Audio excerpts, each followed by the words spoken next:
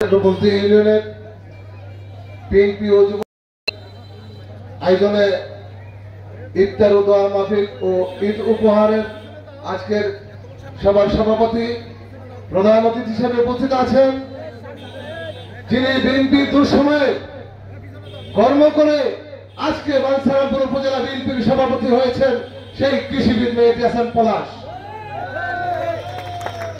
উপস্থিত বাঞ্ছারামপুর 13টি ইউনিয়নের সভাপতি, সেক্রেটারি, যুবদল, ছাত্রদল, বাঞ্ছারামপুর পৌর বিএনপির সকল নেতৃবৃন্দ, কৃষক দল সকল অঙ্গ সংগঠনের নেতৃবৃন্দ উপস্থিত, সকল উপস্থিতি, আমি সবাইকে বাঞ্ছারামপুর উপজেলার পক্ষ থেকে সংগ্রামী শুভেচ্ছা ও রমজান মোবারকবাদ জানাচ্ছি। প্রিয় উপস্থিতি, এই রূপসী গ্রাম শাহজাহান হাওলাদার সুজনের গ্রাম। এই গ্রামে শাহজাহান হাওলাদার যখন এমপি ছিল, মনোনয়ন নিয়ে আসছে, আমার এমন কোন উঠান নেই আমি সুজন ভাইয়ের সাথে আমার পদচারণা করিনি। তাই এই রূপসী গ্রাম আমার হৃদয়ে সবসময় সুজনকে যেভাবে ধারণ করি, এই রূপসী গ্রাম আমার হৃদয়ে সবসময় রূপসী গ্রামকে ধারণ করি। রূপসী গ্রামের মানুষদেরকে সবসময় ভালোবাসি।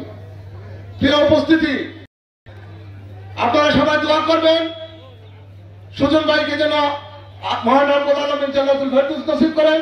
সেই সাথে আজকের এই সভায় এটিএম ওলি আশরাফ ভাইকে স্মরণ করছি, যিনি অত্যন্ত ভালো মানুষ ছিলেন, যিনি বাঞ্ছারামপুরে বিএনপিকে প্রথম সংগঠন তৈরি করে বিএনপিকে আজকে এই শক্তিশালী পর্যায়ে নিয়ে আসছেন এটিএম ওলি আশরাফ ভাই। আমি কথা বেশি বাড়াবো না। আপনারা জানেন বাংলাদেশে নানাবিধি ভাবে ষড়যন্ত্র চলছে বিএনপির বিরুদ্ধে। আমাদের এখন সকলে ঐক্যবদ্ধ হতে হবে, ঐক্যের কোনো বিকল্প নাই।